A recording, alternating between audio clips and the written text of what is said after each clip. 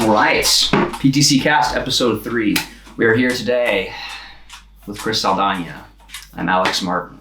We're going to talk about the application of losing fat, which is a little bit different than the science of losing fat because, we can sit here all day and we can talk about you should do this, you should do this, you should do this.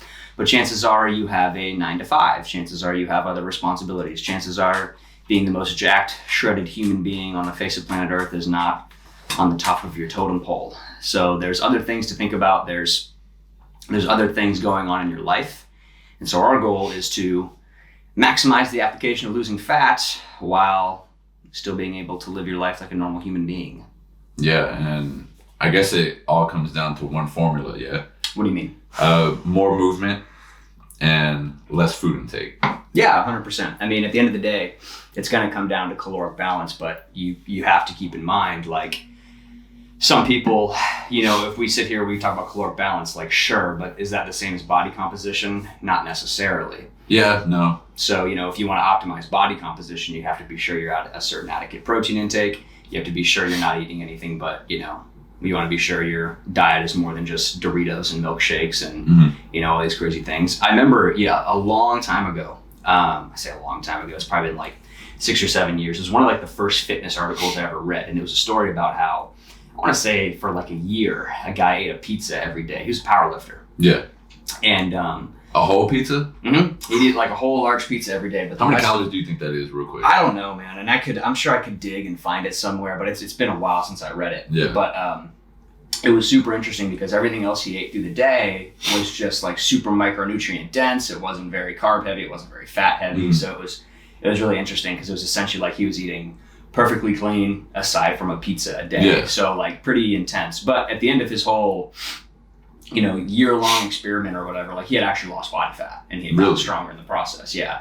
So it's really interesting that some people can like handle these not so clean foods in like certain quantities. Whereas like, dude, if I go and have a pizza, man, I'm farting, I'm shitting all over the place. Oh, yeah. Dude, it tears me up. It's definitely like a person-to-person thing because I know for like, there's some things that I can't eat that's unhealthy that I'll actually wake up weighing less the next day, and I'll wake up, just feeling more tight the next day and looking more tight. But there's also some things that, will have less amount of calories. Sure. And, technically be less unhealthy, but my digestive system cannot handle it. Yeah. And I'll be it'll feel horrible. Right. Bloated, right. Gassy, the toilet, like all of that. Right. So it's kind of one of those things that we can sit here and we can say, yeah, it's caloric balance. And like at its core, yes, it is caloric balance. But like, if you're going to wreck your digestion, if you're not sleeping, if you're not training, like you have to kind of keep all these other things in the back of your pocket. It's really not as simple as, okay, I burn 2,000 calories a day. I can eat 1,500 calories a day of whatever, Doritos and milkshakes and just deficit of 500. Exactly. And it's like, yeah, sure, you could, but how are you going to feel? How are you going to look? Is that really how you want to approach it? So when it comes to losing weight, then what should we prioritize? In my opinion, when you're looking to lose body fat, number one, the main thing you want to be looking at is your protein intake. Assuming you're someone who resistance trains and cares about their physique and trying to build strength and trying to build a better physique, is you have to be conscious of your protein intake. Yeah. So for everybody, you want to start at least 0.82 grams per body pound. Okay. But what a lot of people I find that I coach aren't anywhere close to that.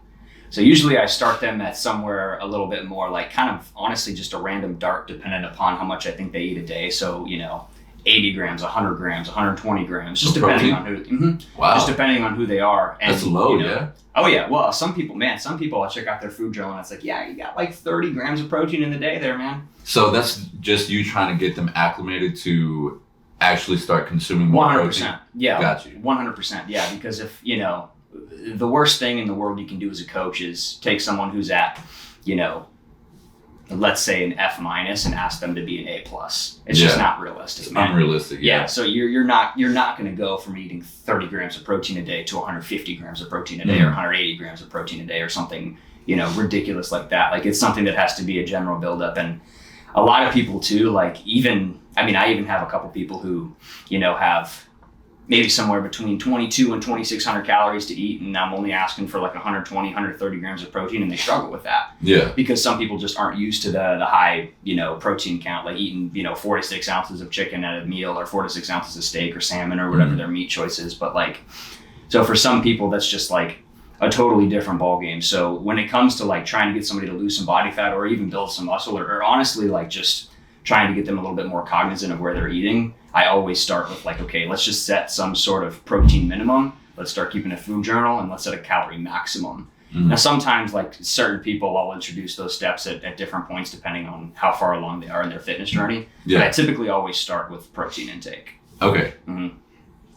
So besides protein intake, what about carbs? Because I know I feel like there's two types of people when it comes to carbs. There's people like you who, will eat 400 grams of carbs a day, yeah? Sure, yeah. I'm prepping right now, so I'm about half that. But yeah, in the off season, sure, I'm eating about 400 grams of carbs a day. Got you. And then there's people like me where, if I'm trying to lose weight, there's no way that I can eat, over 100 grams of carbs because my body just won't handle it, right? Yeah. Is that just a person-to-person thing?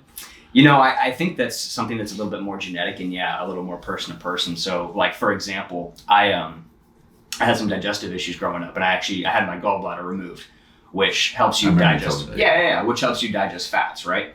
Which is like all fine and dandy, but if I try to have some fats on an empty stomach or first thing in the morning, like in the bathroom, it just goes right through you. Yeah, 100%. So if I was somebody who was trying to keep my calories up, but trying to keep my carbs at, 100 grams, 50 grams, like I have to fill in that space with either more protein or more fat. Gotcha, yeah. I can't eat 400, 500 grams of protein a day, but I still need to have adequate amount of calories. Does that make sense? Yeah, so it's just playing around with your macros, yeah? Who you are and how you start. Now, most people, I find, are a little bit more carb heavy rather than fat heavy, meaning like just looking through their food journals, like people are eating. Carbs are a lot more accessible now. Yeah, exactly. They're cheap, they're easy, exactly. They taste good, they're fulfilling. Exactly. So my next step, if someone has nailed the food journal, they've nailed hitting, staying at or under their calorie goal, which is going to be dependent on person to person, obviously. And once they've nailed hitting their protein minimum, usually my next step there is either to crank up that protein minimum a little bit or start introducing a carb cap. So, that carb cap would be anywhere from, depending on who they are, 100 grams, 200 grams, 300 grams, but it's, but it all depends on who they are. But that being said, like, typically I introduce that cap because what happens is, okay, if you have these 3 different variables you're concerned with, right? Which is fats, proteins, and carbs? No, right now we're talking about calories, protein, and carbs. Okay, gotcha. Right. So let's say you have 2,000 calories to eat a day. Yep. And I want you to eat at least 100 grams of protein a day. And I want you to eat no more than 150 grams of carbs a day. So if you were to kind of sit down and do the math, what you'll figure out is that either leaves you with tons of room for fats if you were to eat at that 100 grams of protein and at that 150 grams of carbs, or it gives you the opportunity to eat more protein, right, and less fats. So it gives people an ability to still have some wiggle room within their diet without having to be super rigid. Because again, if you try to take average Joe who, just started their food journal last week, and you try to say, hey, I need this specific amount of grams of carbs, this specific amount of grams of protein, and this specific amount of grams of fat every single day, there's no chance they're making that happen. Yeah. It's just not realistic, right? So I essentially try to give them like, I don't want to say boxes to fit in, but different limits and different minimums, right? So that way they still have a little bit of freedom, but it's like, okay, I hit my 100 grams of protein and I'm at my 150 gram carb cap, but I still have 500 calories left in the day. I can go eat a steak, or I can, eat some chicken breast, or I can have some eggs. You know what I'm saying? Yeah, like you want to fill that gap with the protein. Correct, but they have the freedom to fill it with the fat too if they like. Yeah, exactly. Yeah, right? So that way they still feel like they have these options, but they're hitting their minimums. And it makes it just like more realistic for them. Exactly, and it's a building process too. So if they hit that super easily and super consistently all week, that next week maybe we start manipulating it more for their benefit. Yeah. Exactly. That next week we make that protein goal 120, right? So now it's like, okay, well, that 500 calories I had left, well, I'm going to need to use, X amount of it to get that protein up, but I still have that room with the fat. Yeah, you still got a little bit of wiggle room. So essentially I just adjust knobs over time until someone really has the habits down. Because at the end of the day, man, if you can't handle the habits, which there's nothing wrong with, it's a skill in and of itself to be able to track your macronutrients and to to dedicate enough time, effort, and energy into it. So it has to be a learning process, right? You gotta crawl, and then you gotta stumble, and then you gotta walk, and then you can run, and then you can sprint. Kind of, you know? Yeah. So you have your clients, you have them tracking, you know, these macros and calories through like MyFitnessPal? Yeah, typically MyFitnessPal. But if people want to do a food journal, that's totally fine. Mm-hmm. I just literally everybody and their mom who goes into MyFitnessPal says that this is way better than just you can easily figure it out. Just search it up real quick, boom, click a button, and it's there. Yep.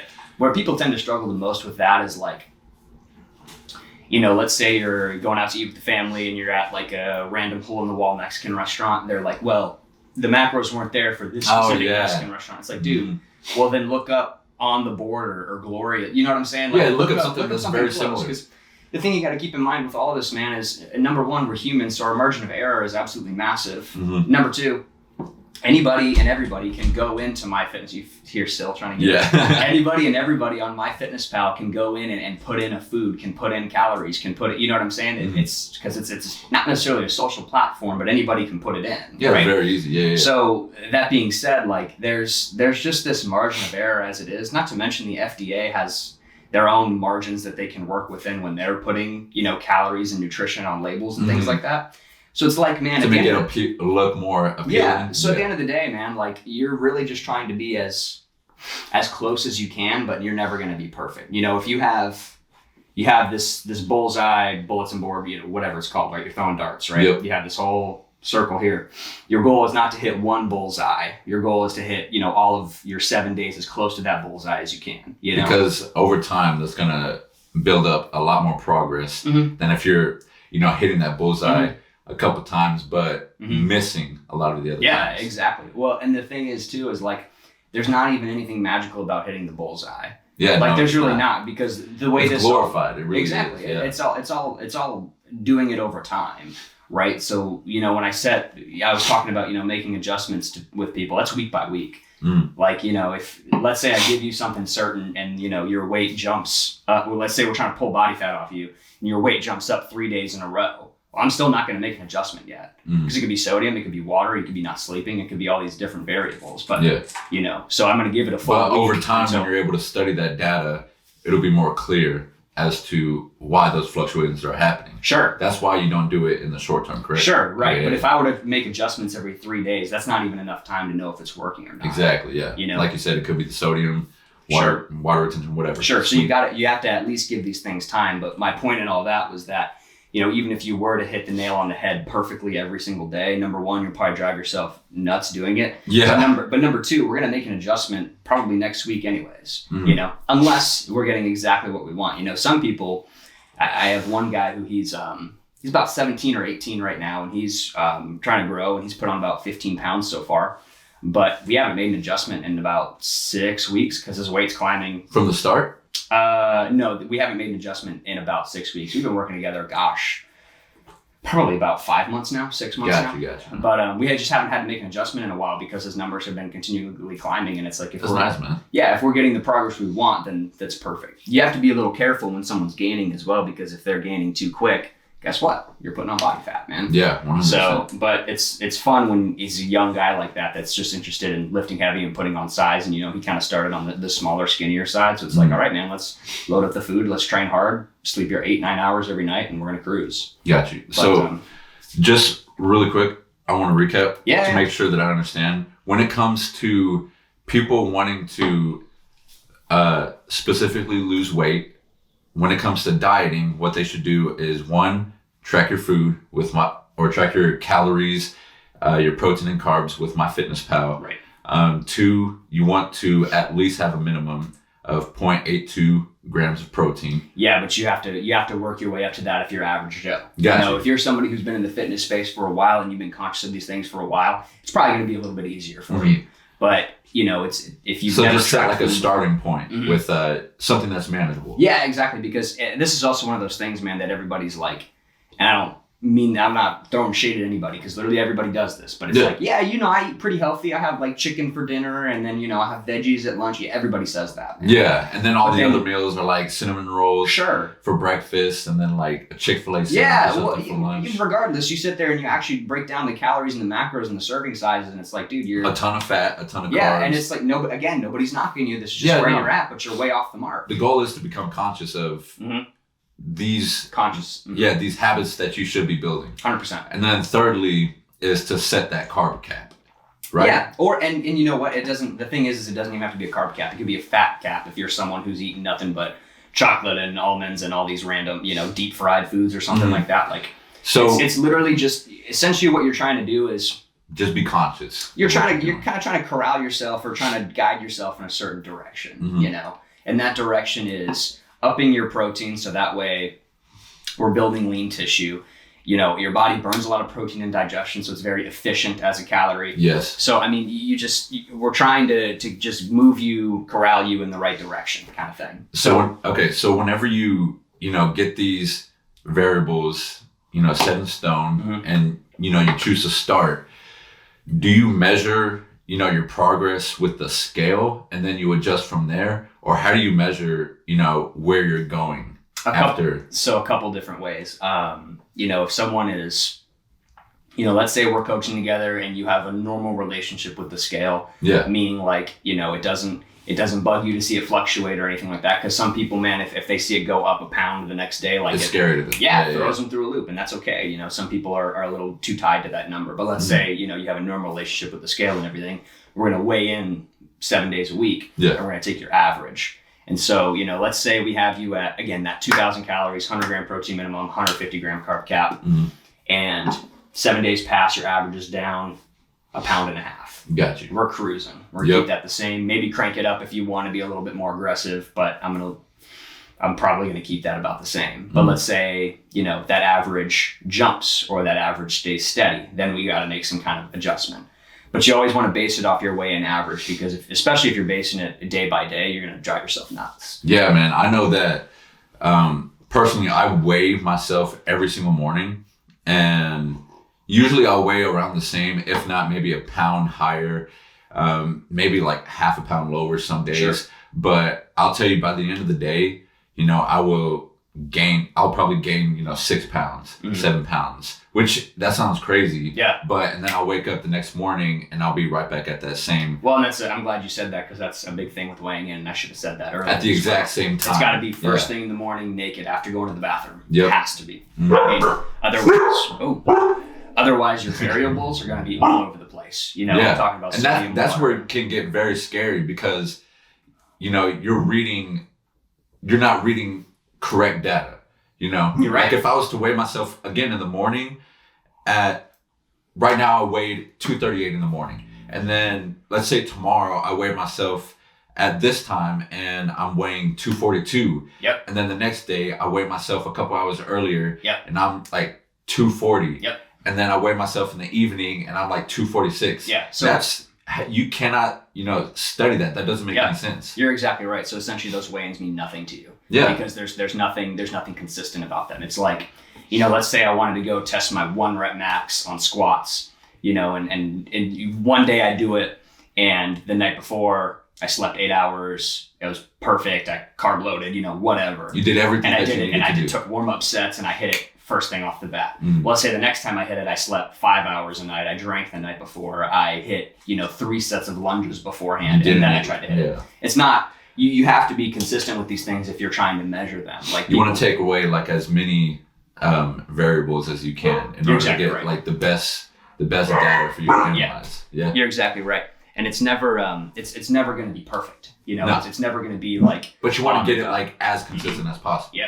Yep. And some people, like if you have a normal 9 to 5 or something like that, and you're getting up at the same time every day, like you can get pretty damn close to perfect. Yeah. Especially if you're kind of eating on the same routine and everything. But it's one of those things that it's like, let's say maybe you go out for sushi the night before and you have some soy sauce and all that and some sodium, and so you're holding some water and everything. And all that rice, yeah. Mm-hmm. But you kept your calories in check. Everything was on point as far as your calories and macronutrients go. But again, with that sodium, with that water weight, with the amount of time you sleep and all these different variables, like your weigh-in could pop right up, man. And that's why it's important to take that average instead of, going, 1 to 3 days at a time.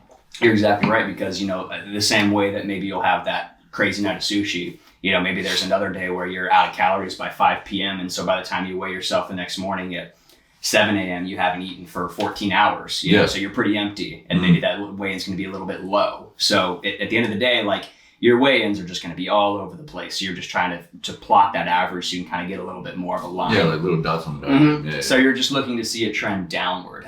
Most people, and this is again going to depend on fitness level of leanness already, but usually I aim for like 0.5% to 1% of total body weight a week.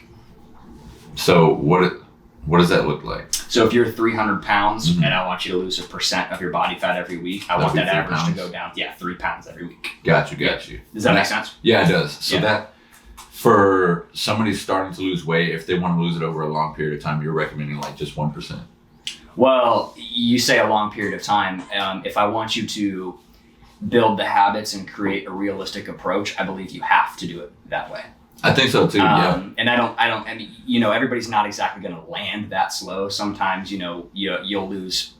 I have one client, and she hit it hard as all hell. In her first week, she lost like 10 pounds. Yeah. But she had, all the sodium, inflammation, water weight, and all these other things. And all of that came right off her midsection. And so sometimes, you have scenarios like that, sure. But like once you've been at it for a while and you're looking for things a little bit more consistently, like you're looking to go, maybe 0.5%, 1% of total body weight a week. Because if you're someone who's gunning to lose 5 pounds a week, 6 pounds a week, 7 pounds a week, like, okay, sure, maybe you can do that in the short term.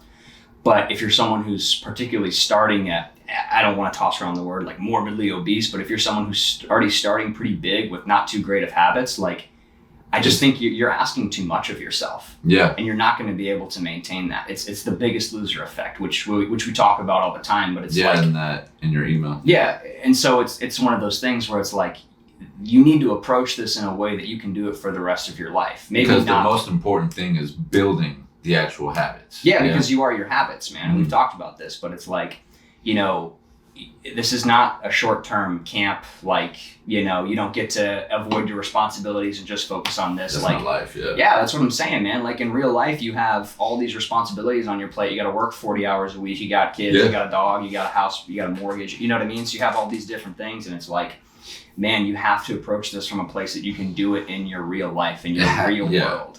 I know a lot of people, when they see that I lost, 110 pounds in 2.5 months, they ask me how I do it and how they can do it. The very first thing I say is, I did this during COVID. I was still getting paid without having to work. When nothing was going on. And literally all that I had, or all of like my thoughts, my actions, everything was tailored toward losing the weight. I had no other responsibilities, no other nothing. I woke up, the goal was to lose weight. I would pursue that goal all day, go to bed. Yeah. Like I didn't have the 9 to 5. I didn't have, kids, dogs. You couldn't go anywhere. It was the right. Exactly. Like, yeah. So when everything started to open back up, I had to put a complete stop to all that stuff. Yeah. And go back to work. Yeah, man. I wasn't able to, do the 2-hour-long elliptical rides every day. I wasn't able to do the hour morning walk every day. I wasn't able to do the hour morning walk every night, the midday workouts. I wasn't able to do any of that stuff. Right. So, and not only that, from the lack of calories, I felt like passing out all the time. Yep.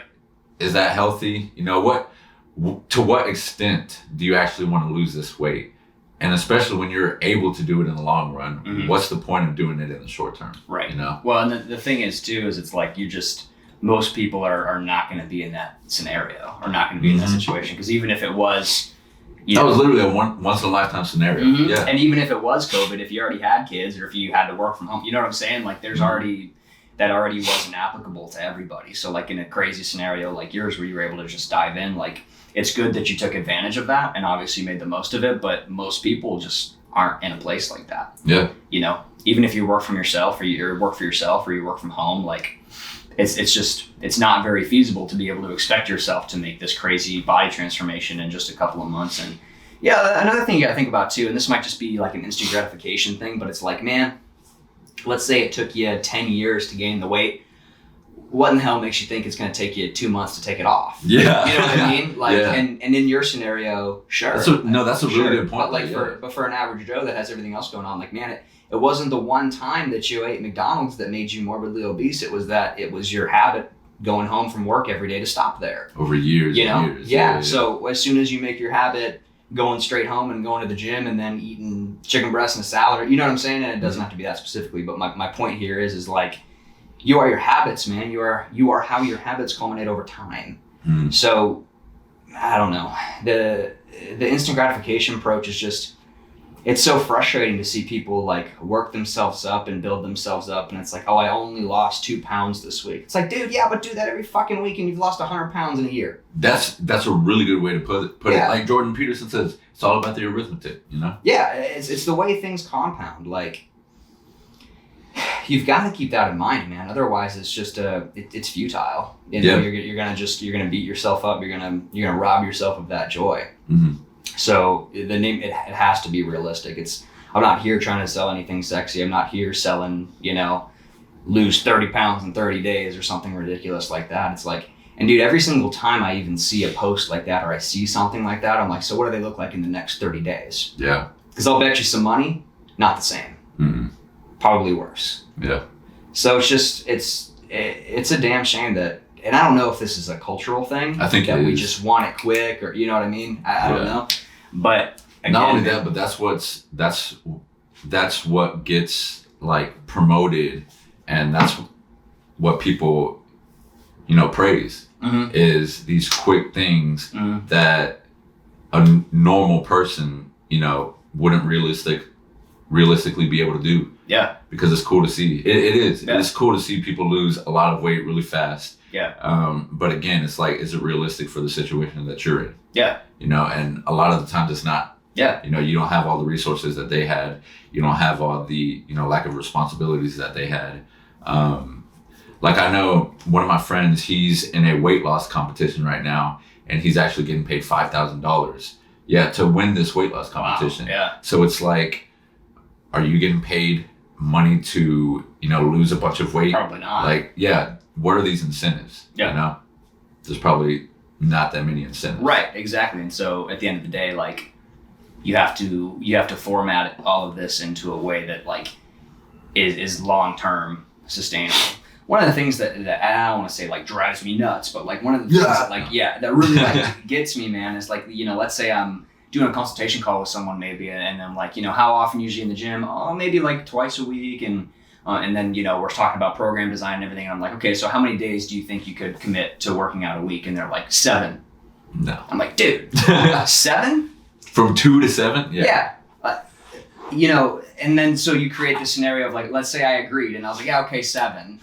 As soon as they miss a workout, we're out of the loop. Yeah. You know what I'm saying? So it's like you gotta take a step back, honestly evaluate and be like, what can I commit to?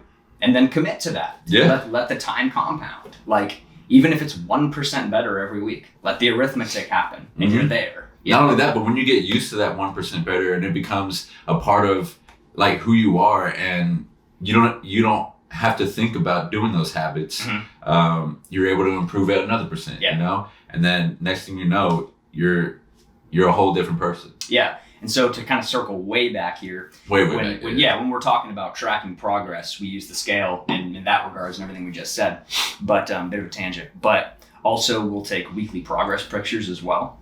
Yes. Because it's also one of those things that it's like, man, if you're really hitting the mark, the scale might not really be moving, but you might be looking better every week. Another thing that's really important to look for as well is increase in strength.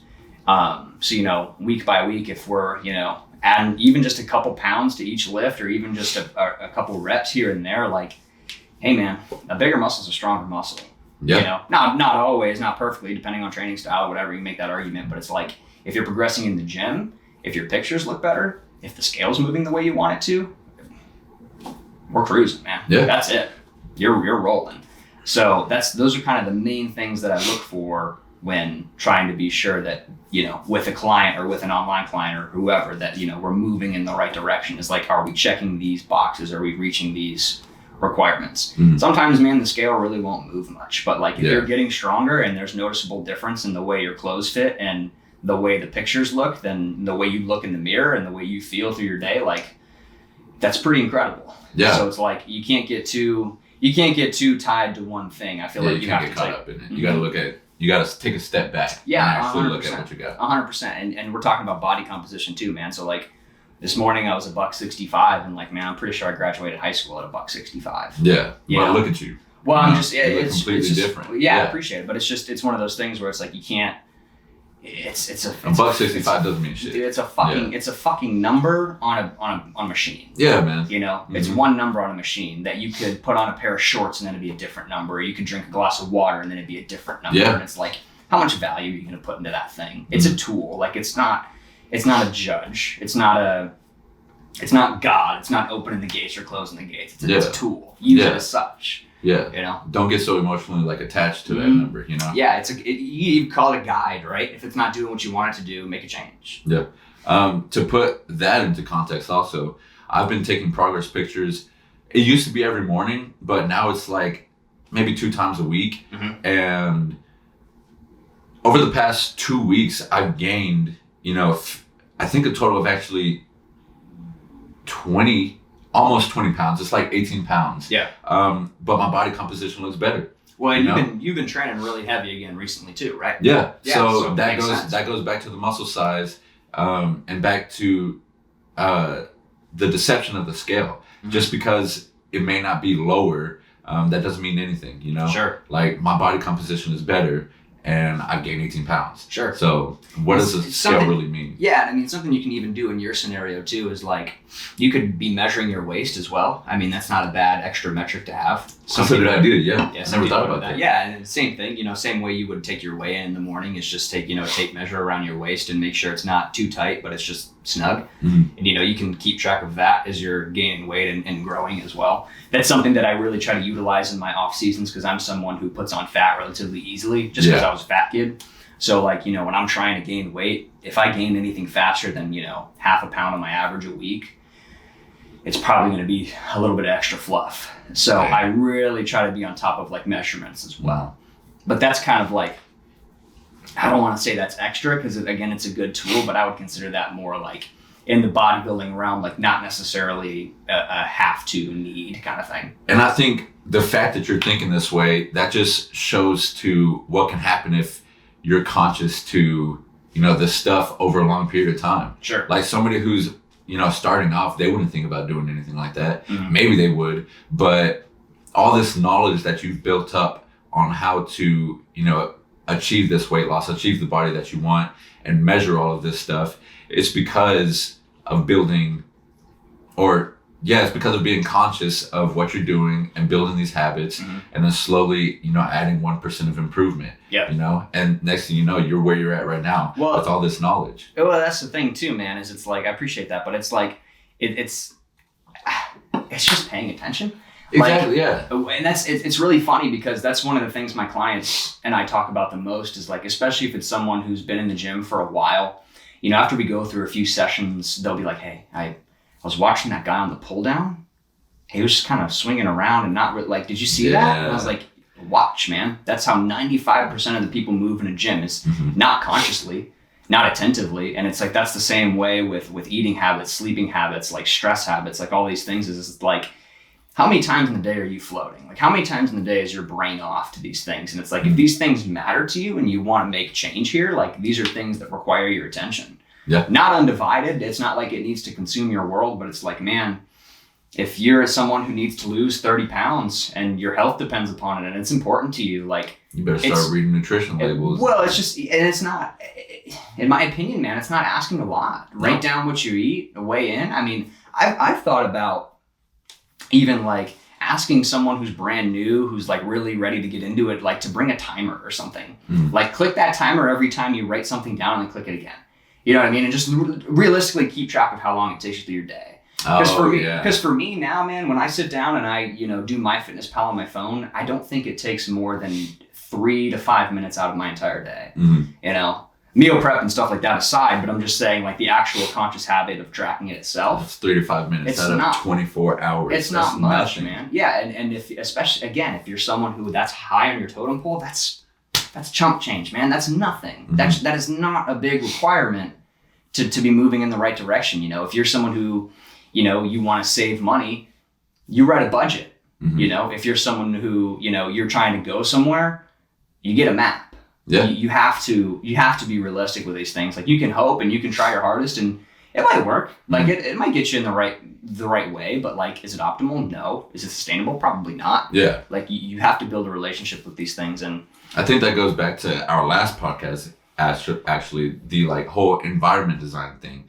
Like, another thing, to put this into context, is I was horrible with my spending habits, a little bit off tangent, but one thing that drastically improved my spending habits was getting a notification on my phone whenever something would be taken out. So now that I'm conscious about what I'm spending and, my subscriptions and all of that, I barely spend money now. Yeah. And it was only from that one change, just putting it in front of my face.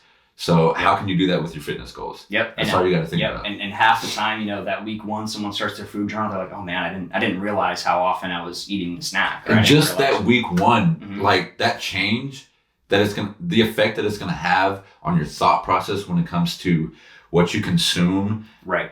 And, like, how you actually think about food. Right. It's going to exponentially change your habits. Right. It really is. Right. And that's kind of the cool part too, is it's like, when someone's in that scenario and if they are being conscious, like the goal is to get them to be, I don't even have to say anything. They're like, I want to lose 30 pounds. And then they see they have Doritos on 4 of the 7 days of their food journal. It's like, oh, that's probably, I have to eat. Yeah.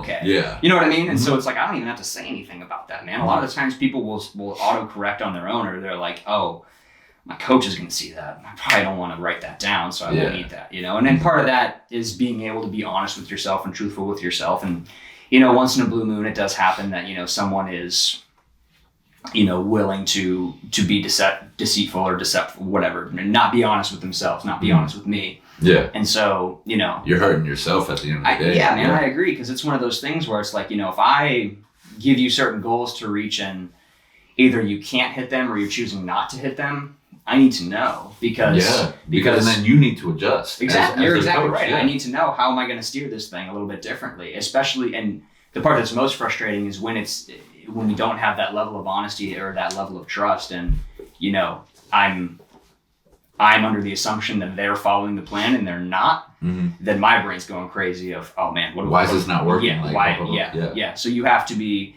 whether you're working with a coach or not, like, you have to be dead honest with yourself, man. You have to be really truthful with yourself, because otherwise, like, nobody's holding you accountable. Nobody's saying anything to you. Yeah, if you're not holding yourself accountable, and you're not letting your coach hold you accountable, then who's gonna hold you accountable? Nobody. Yeah. You're just gonna start steering off, and the more you steer off, like, the worse those measurements and the data that you can actually work with is going to be. Like, I remember when I very first got coached, it was by this coach named Josh Bryant. He's an amazing coach. And at the end of my powerlifting prep, I started missing lifts. But in the actual, thing that I had to fill out to show him what I was doing, I started lying and saying that I was, hitting the correct lifts. Yeah. And next thing you know, a week later, you're behind even more. I wasn't able to hit anything that I was supposed to be hitting. And when my powerlifting meet came up, I almost bombed out because I was lying to myself and lying to my coach. So did you go like 3 for 9 or at that meet, or? Yeah, bro. I got 1 squat. I got 2 of my benches, and I shouldn't have got my deadlift, but I got my deadlift. Sure. So you went 4 for 9. Yeah. Because you weren't being honest with yourself. Man. Exactly. Well, and all that work. Yeah. Well, and it's funny too, is I kind of similar scenario for me is when I was prepping for my first show, and you call this ego, and I might have talked about this before. You call this ego, you call it not being honest, you can call it whatever you want, but I was so convinced that I was going to win my first show, like in my class, because I was 17, I was doing teen division, and you hear all these stories about Arnold and all these people like, oh, he won his first show and didn't, wasn't even trying. And so I was like, okay, well, that'll be me, obviously. Mm-hmm. And so, man, like I remember my worst habit was I was working at Starbucks at the time, and I used to eat like the frosting off the top of like these little like pastry things. Dude, really? I probably owe Starbucks so much money just with how many drinks I gave away and how many pastries I was eating. Dang. But anyways, where I'm going with that is like, yeah, man, I was telling my coach I was on point. I was like, and he was like, you're not getting lean. You're not getting lean. And so come to showtime, man, I'm nowhere close to being lean enough. Granted, through the whole process, I lost 50 pounds, so I thought I was on top of it. Mm. But like, it wasn't enough. Mm. And so it's like I was being dishonest with myself. I was blinded by ego. I was blinded by, dishonesty, whatever you want to call it. Like, you have to be able to take a step back, detach, and be like, hey, dude, you're bullshitting. Yeah. That's what it takes, man. Yeah. So I want to do a whole like gather up real quick. Yeah. Sure. So shoot. Whenever you're wanting to lose weight, the first thing you need to do is one, actually make that goal and make some kind of plan that is actually doable for yourself. Yeah. And in that plan, when it comes to dieting, what you need to be doing is shooting for a good protein intake. Start off with something that's doable. Yeah. And you were saying start food journaling. Figure out what your protein intake is, and then every week try to increase it by. That's a really good point. By 20 grams until you get to 0.82 grams per body pound, and then if you're really trying to build some tissue, maybe you crank it up a little bit past. Got you. But don't expect yourself to find 150 grams of protein a day if you're someone who's never tracked a calorie in a day of your life. Mm-hmm. But go on. Sorry. No, you're good. And then when it comes to carb intake, do something that's like you were saying set a carb cap. Sure, yeah, and create something for yourself, and that's going to be pretty variable dependent upon person to person. But to be honest with you, I'm usually basing that number off of their total calories. Mm-hmm. So maybe if you have, it's hard for me to set up an example because it's also based off their protein minimum as well. So it's a very personalized thing, but. If you're tracking those calories and tracking those macronutrients, maybe figure out what a normal day of carbs is for you and cap it a little bit lighter than that. Okay, gotcha. But I would say don't start with something ridiculous like 50 or even 100 might be kind of low right off the bat, depending upon who you are. Mm-hmm. Okay. And then the things to measure the progress, toward your goal would be checking the average of your body weight, measured at a consistent time every morning. You can weigh 3 days a week, 5 days a week, 7 days a week, but you want to be basing it off averages. Yeah, check that average. And then progress pictures and, if you can't or if you want to, the waist measurements, correct? Yep, measure stuff around the waist. Look to be getting stronger or more efficient in the gym. Yeah. That's a big one too, just as far as like, if you're adding a rep or two to big exercises every week or, you're going up in strength. All while maintaining technique, obviously, but like, if you're doing all those things, like, you're moving in the right direction, man. You're on the path. Okay, got you. Right. Awesome. Right. Is that it? We good? I think so. All right. We made it. Let's do it. Cool. PTC Cast episode 3. Thank you all for watching. I'm Alex Martin. You can find us at Progress Through Change. This is Chris Saldana. You can find him is your app Chris Saldana? Cholito Saldana. Oh, it's Cholito Saldana. Okay, it'll be in the description. If y'all have anything you'd like to hear us talk about, any questions, comments, concerns, political views, religious beliefs. We're going to go that route? No, we're not. But leave them in the comments below. Thank you. No, we're not. Leave them in the comments below. Thank you all for watching. We'll see you in the next one. Thank you. Bye-bye.